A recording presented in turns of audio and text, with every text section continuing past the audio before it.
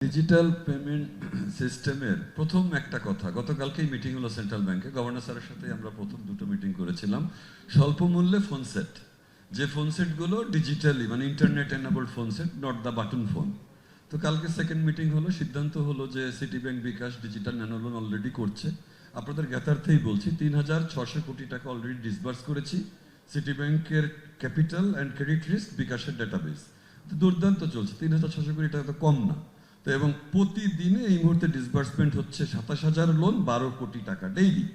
তার মানে পাইলটের সিদ্ধান্ত হলো, আরিফ ভাই ছিলেন আমাদের পেমেন্ট সিস্টেমের ডিরেক্টর সাহেব, উনিও ছিলেন, ভালো ডিসিশন হলো। বাট দ্য থিং ইজ, এইখানে এটা খুব ইম্পর্টেন্ট ডিসিশন, এটা দরকার, কারণ যাদের কথা আপনারা বলছেন তাদের হাতে তো একটা ফোন সেট লাগবে কম দামে।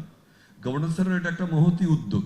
আমার যেটা কথা হচ্ছে, এইসব জিনিসগুলোতে আমি এই একই জিনিসে কামাল কাদির ভাই আর আমি গভর্নর স্যারের কাছে বললাম, আমি কিন্তু উনার প্রচন্ড সদিচ্ছা দেখলাম। উনি বললেন টপ ডাউন অ্যাপ্রোচ হবে এখানে, কারণ আমরা মোবাইল রিচার্জের লোন দিতে চাইলাম, কারণ ন্যানো লোন তো দিচ্ছি আমরা ওখানে 50,000 টাকা পর্যন্ত, আমরা চাইলাম 500 টাকারও লোন দিব মোবাইল রিচার্জ করার। আজকে স্যারের জন্য বলি, 10ই মার্চে চিঠি দিয়েছি, আজকে 5 মাস 5.5 মাস আমরা সেন্ট্রাল ব্যাংক থেকে কিন্তু অ্যাপ্রুভালটা পাইনি এখন। স্যার বলে দেওয়ার পরেও যে this will be top down approach, আমার কথা হচ্ছে, আমি ডিরেক্টলি বলছি, I am calling spade a spade. আমাদের কেন্দ্রীয় ব্যাংকে এইসব ডিজিটাল অভিমুখের জিনিসে একজন গভর্নর বলে দিচ্ছেন, সেখানে এই 5.5 মাস একটা ডিসিশন, যা লোন আমি অলরেডি 50,000 টাকা 20,000 টাকা দিচ্ছি, সেখানে 500 টাকার লোন দিতে চেয়েছি মোবাইল রিচার্জে। আমরা 700 টাকার লোন, মোবাইল রিচার্জ তো জানেন 300 টাকা হবে গড় লোন। আমি কিন্তু 5.5 মাস ধরে বিকাশ সিইও আর মাসুদ আরিফিন দুজনে আমরা বসে আছি। আমি এই ঠিক এটাই কালকে বললাম যে স্যার, আমাদের মিটিংয়ে কালকে বললাম যে আপনারা এটার সাথে এটা প্যাচ আপ করেন, অর্থাৎ ফোন সেট কিংবা মোবাইল রিচার্জও তুমি সুবিধা পাবা, প্লাস টেলকোগুলা 3জন টেলকো ছিল ওখানে, টেলকোরাও তারা ডেটা ফ্রি দিবে, তারা 3 জিবি ডেটা ফ্রি বা 3 জিবি ডেটা কমিয়ে দিবে। দুর্দান্ত প্যাকেজ হয়, কোটি কোটি লোন আমরা বিক্রি করতে পারবো। আমি all I am talking about a bundle, that bundle must be powerful. এটা একটা চাওয়া ডিজিটালি যাওয়ার জন্য। আর দ্বিতীয় একটা কথা হচ্ছে, রাইট নাও পুরো বাংলাদেশে একটা আজব অবস্থা এটা। আমি ক্রেডিট কার্ডে I am the biggest player in the industry. আমার এখানে মার্চেন্ট অ্যাকুয়ারিংয়ে আমার 40,000 পজ দোকানে বসানো। আমাদের এন্টায়ার গাইডলাইনটা যারা আমরা মার্চেন্ট অ্যাকুয়ারিং করব তাদের বিরোধী। কিরকম? আমি পজ বসাচ্ছি দোকানে দোকানে, আমার পজে দোকানদার আমাকে দিচ্ছে 1.5%, ওটা এমডিআর আমরা বলি। এই পজে শিরিন ভাই ডাচ বাংলার কার্ড যেই আসলো, কার্ডের ইস্যুয়ার শিরিন ভাই, ডাচ বাংলা ব্যাংকের কার্ড ঢুকলো, আমি শিরিন ভাইকে পে করবো 1.7%, 1.6%। তার মানেই হচ্ছে এই রাষ্ট্র আমাকে বলছে তুমি শুধুমাত্র কার্ড ইস্যু করো, প্লাস্টিকে লোনটা দাও, তুমি দোকানে দোকানে পজ বসায়ও না।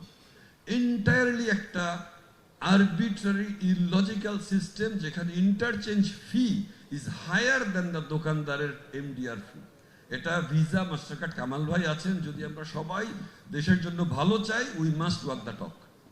আমরা দেশের ভালো কথা বলবো, দেন আমরা আইআরএফ এ চার্জ বেশি করব, তাহলে তো হবে না। কারণ হচ্ছে আমি পজ বসাবো, আমার আরিফ ভাই আপনি একটা দোকানে যাবেন, আপনার কাছে আছে স্ট্যান্ডার্ড চার্টার্ড ব্যাংকের কার্ড, পজ মেশিনটা আমার 17,000 টাকার একটা পজ মেশিন, আমি ওই ট্রানজাকশনে আপনাকে আমি পে করবো, অর্থাৎ স্ট্যান্ডার্ড চার্টার্ড ব্যাংকে আমি পে করবো higher than I am what I am earning. এটা তার, সে কিন্তু আরিফ ভাই থেকে ইন্টারেস্ট নিবে, সব নিবে ওই ব্যাংক। ইস্যুইং ব্যাংক সে, অ্যাকুয়ারিং ব্যাংক আমি। অ্যাকুয়ারিং ব্যাংকের জন্য টোটাল বিরোধী একটা সিস্টেম চলছে। এর ফলে আমরা কেউ পজ মেশিনে আর বাড়াতে রাজি না। আমি 40,000 পজ বসে চুপ করে বসে আছি, যেদিন এটা সলভ হবে আমি সেদিন আবার পজে যাব। কিউআর কোডও একই জিনিস হয়তো আসতে পারে, কিউআর কোডের আইআরএফ আর ইন্টারচেঞ্জ আমার এই মুহূর্তে, ইন্টারচেঞ্জ অ্যান্ড এমডিআর আমার মনে নাই। বাট এই দুটো জিনিস, যে একটা সাধারণ জিনিস আমরা যদি চাই, গভর্নর স্যার বলে দিবে এই পরিমাণ টাইম কেন লাগে।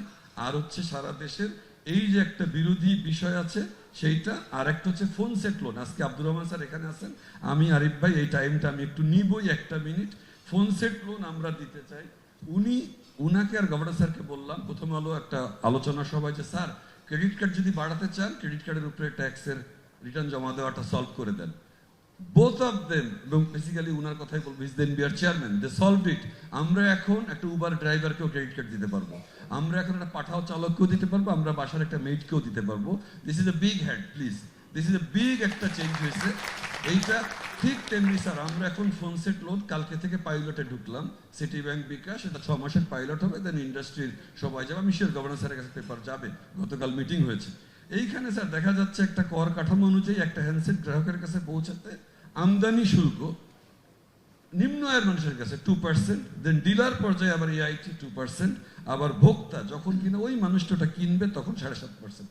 11.75% একটা সাধারণ কোন রকম করে খায় মানুষ তার ওই ফোন সেটটার উপরে, তারও যেটা, আর মাস্টার রেফিন অ্যাপল 6 কিনবে তারও এই বিল 7%।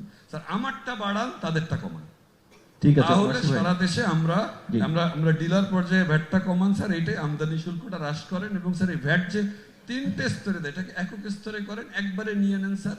এবং নিম্ন আয়ের মানুষের জন্য ফোন সেট এখানে স্যার কমালে আই বিলিভ যে পাইলট শুরু হচ্ছে, it will be a phenomenally successful thing.